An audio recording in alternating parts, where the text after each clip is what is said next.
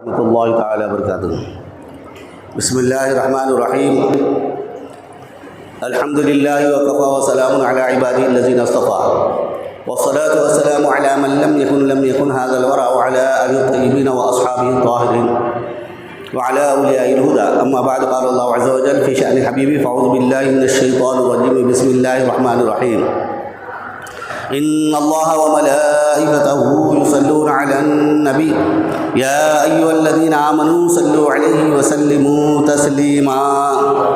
اللهم صل على سيدنا محمد وعلى آله وصحبه افضل صلواتك وعدد معلوماتك وبارك وسلم صلاة وسلاما عليك يا رسول اللہ۔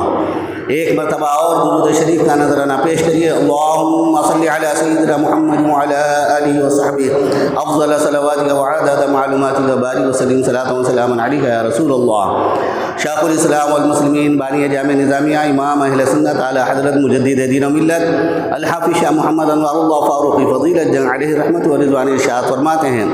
ہے درود پاک بھی ذکر شہ علی مقام، ہر طرح سے جس کا خالق کو منظور ہے اہتمام، بھیجتا ہے خود درود اس فخر عالم پر مدام، اور فرشتے دائماً مشغول ہیں جس میں تمام۔ کیسی طاعت ہوگی وہ جس میں ہو خود حق بھی شریک، ہے جو طاعت سے بری جس کا نہیں کوئی شریک۔ ایک مرتبہ اور بآواز بلند جھم جھم کر درود شریف کا نذرانہ پیش کریے۔ اللہم صلی علی سیدنا محمد وعلی آلہ وصحبہ افضل صلواتک وعدد معلوماتک وبارک وسلم صلاۃ وسلاما علیک یا رسول اللہ۔ ادب پہلا قرینہ ہے، ادب پہلا قرینہ ہے محبت کے قرینوں میں۔ محترم سامعین اکرام، ادب سے، احترام سے، اکرام سے وہ مراتب حاصل ہوتے ہیں جو ہم زیادہ سے زیادہ ریاضت کرنے سے نہیں حاصل ہوتے۔ ہاں،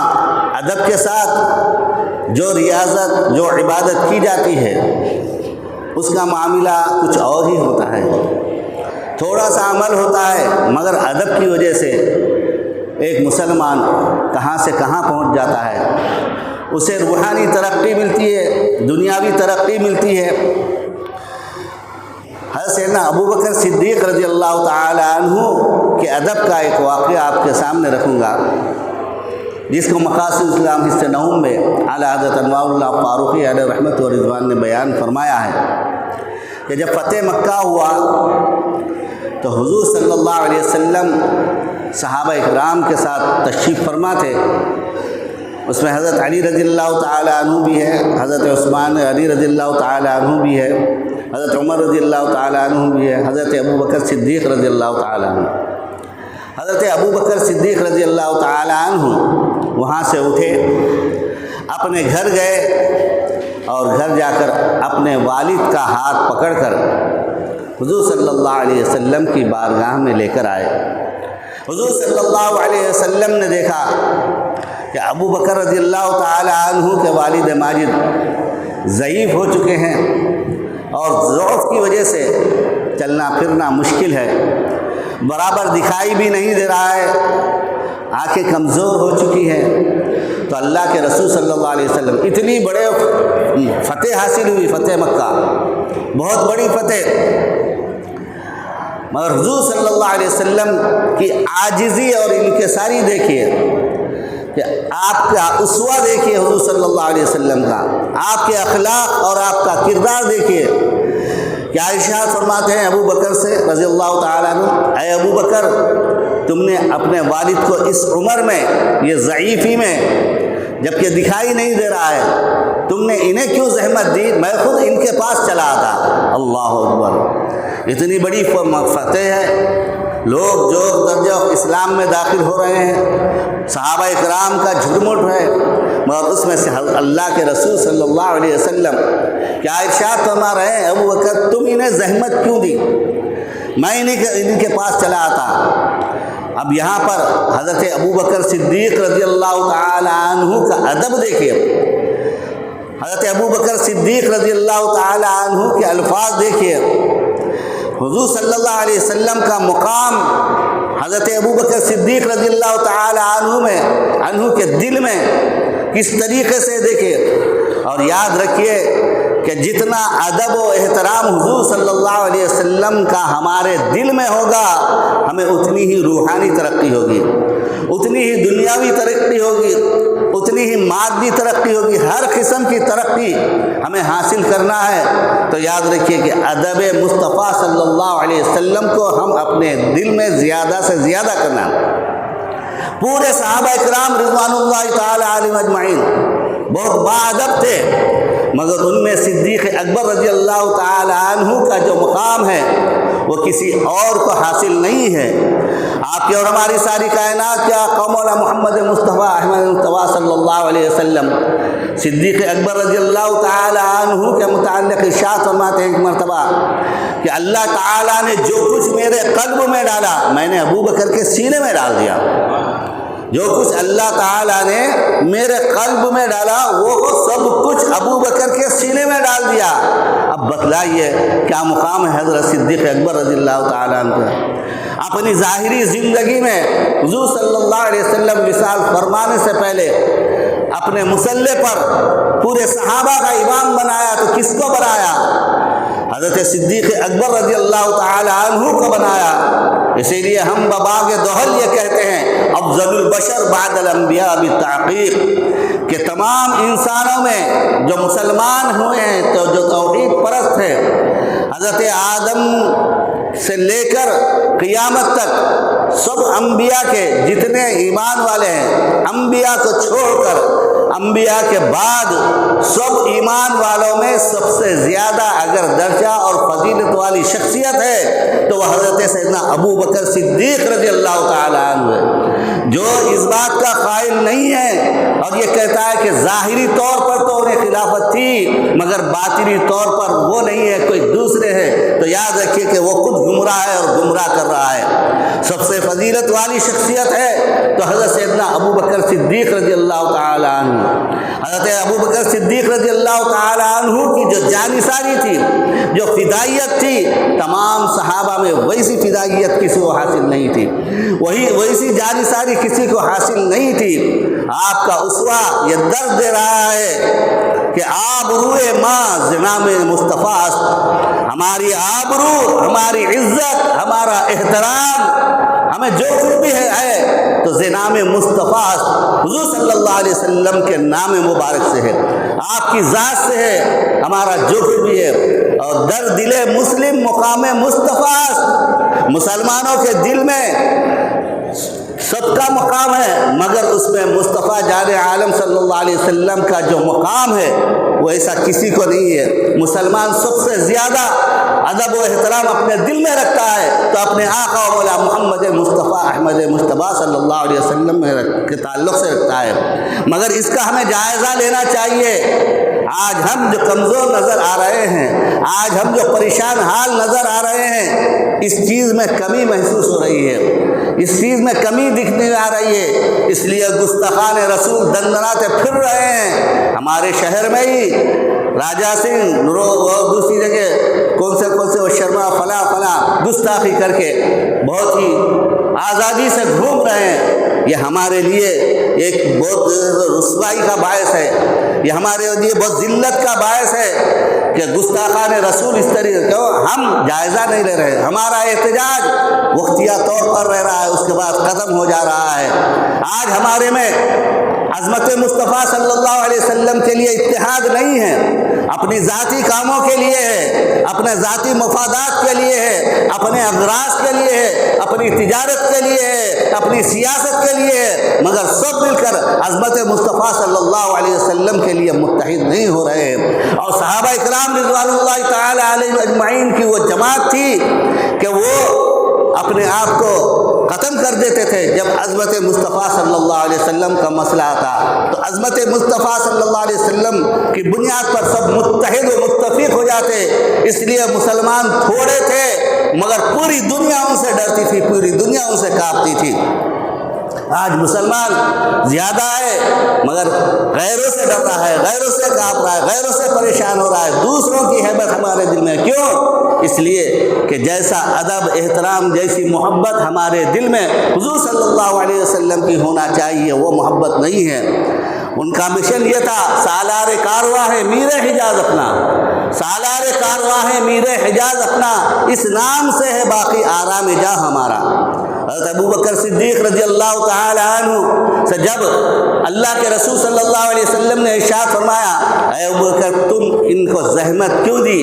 تو عرض کرتے ہیں کہ یا رسول اللہ یہ پیاسے ہیں، یہ محروم ہیں، ان کو فیض کی ضرورت ہے، ان کو آپ کی بارگاہ میں حاضری کی ضرورت ہے، اسی لیے میں ان کو لے کر آیا۔ یا رسول یہ تو آپ کے اخلاق ہیں مگر انہیں ضرورت تھی، ادب مجھے اجازت نہیں دیا کہ میں آپ کو لے کر جاؤں، بلکہ ادب نے میرے کا تقاضا تھا کہ انہیں میں آپ کے پاس لے کر آؤں، اسی لیے میں ان کے پاس آپ کے پاس حاضر کیا ہوں۔ اللہ کے رسول صلی اللہ علیہ وسلم جب تک حضرت ابو بکر ایمان نہیں لائے تھے، اب یہ تو بہت معمر ہو گئے تھے، اس وقت تو کوئی بات سوچتی نہیں، اچھی بات تو کوئی سمجھ میں ہی نہیں آتی، تو اللہ کے رسول صلی اللہ علیہ وسلم نے حضرت ابو بکر صدیق رضی اللہ تعالی عنہ کے والد ماجد کے قلب پر، دل پر، سینے پر اپنا ہاتھ رکھا، اپنا دست مبارک رکھا اور ارشاد فرمایا اسلم تسلم، دو ہی لفظ، اسلم تسلم، اسلام لاؤ تو سلامت رہو گے، اسلم تسلم، اسلام لاؤ تو سلامت رہو گے، اس دنیا میں بھی، آخرت میں بھی، قبر میں بھی، حشر میں بھی، ہر جگہ اسلم تسلم، اسلام لاؤ تو سلامت رہو گے۔ حضرت ابو بکر صدیق رضی اللہ تعالی عنہ کے والد فوری کہہ اٹھے اشہد ان لا الہ الا اللہ وحدہ لا شریک لہ واشہد ان سیدنا محمدا عبدہ ورسولہ، اسلام قبول کر لیے۔ امام اہل سنت اعلی حضرت انوار اللہ فاروقی علیہ رحمت و رضوان ارشاد فرماتے ہیں کہ یہ جو حضرت ابو بکر صدیق رضی اللہ تعالی عنہ اتنا دور گزر گیا، فتح مکہ ہوا، اسلام قبول نہیں کیے، آنے کے بعد بھی حضور کی بارگاہ میں اسلام قبول نہیں کیے، مگر اس کے بعد اسلام قبول کر لیے اور دو ہی الفاظ پر اسلم تسلم، اسلام لاؤ سلامت رہو گے، تو یہ کس کا اثر تھا؟ یہ کسی اور کا نہیں، مصطفیٰ جان عالم صلی اللہ علیہ وسلم کے دست مبارک کا اثر تھا، آپ کے ہاتھ کا اثر تھا کہ ہاتھ رکھتے ہی سینہ کھل گیا، کفر چھٹ گیا، باطل ہٹ گیا، اسلام کی حقانیت نظر آنے لگی، حضور صلی اللہ علیہ وسلم کا مقام نظر آنے لگا، فوری اسلام قبول کر لیا۔ اشہد ان لا الہ الا اللہ وحدہ لا شریک لہ واشہد ان سیدنا محمد عبدہ ورسولہ۔ اعلیٰ حضرت انوار اللہ فاروقی رحمۃ اللہ علیہ ارشاد فرماتے ہیں دست کی توصیف میں ہاتھ کی شان بیان کریں، کس کے ہاتھ؟ حضور صلی اللہ علیہ وسلم کے ہاتھ۔ دست کی توصیف میں ہے ہاتھ، قاصر ہے زبان، کہ حضور صلی اللہ علیہ وسلم کے دست مبارک کی شان بیان کرے، زبان قاصر ہے، کیونکہ زبان پر وہ آتا ہے جو ذہن میں آئے، عقل میں آئے، تو ارشاد فرماتے ہیں کیونکہ دست عقل خود پہنچا نہیں اب تک وہاں، ہماری عقل حضور صلی اللہ علیہ وسلم کے دست مبارک کی عظمت کیا ہے وہاں تک ابھی تک پہنچی ہی نہیں۔ یہ الحمدللہ صحابہ اکرام رضوان اللہ تعالی علیہ اجمعین کا فیضان ہے، انہوں نے اپنے آقا صلی اللہ علیہ وسلم کی عظمت کو بیان کیا، ہمارے پاس وہ روایتیں آئی جس سے ہم ادب و احترام کا جو ملحوظ رکھتے ہیں، اور یہ جتنا جو ہمارے دل میں ادب و احترام ادب مصطفیٰ صلی اللہ علیہ وسلم بڑھے گا، یاد رکھیے کہ ہمیں کامیابی اور کامرانیاں ملے گی۔ بارگاہ خداوند میں دعا ہے کہ پروردگار ہم تمام کو صراط مستقیم مسلک حق اہل سنت و جماعت پر قائم و دائم رکھے۔ یا خدا جسم میں جب تک کہ ہماری جان رہے تجھ پہ صدقے تیرے محبوب پہ قربان رہے، کچھ رہے یا نہ رہے، پر یہ دعا ہے کہ امین نذاق و سلامت ہمارا ایمان رہے۔ وصلی اللہ تعالی علی خیر خلقی و نور عرشی سیدنا محمد وعلی آلہ وصحبہ اجمعین برحمتک یا ارحم الراحمین والحمد للہ رب العالمین۔ محمد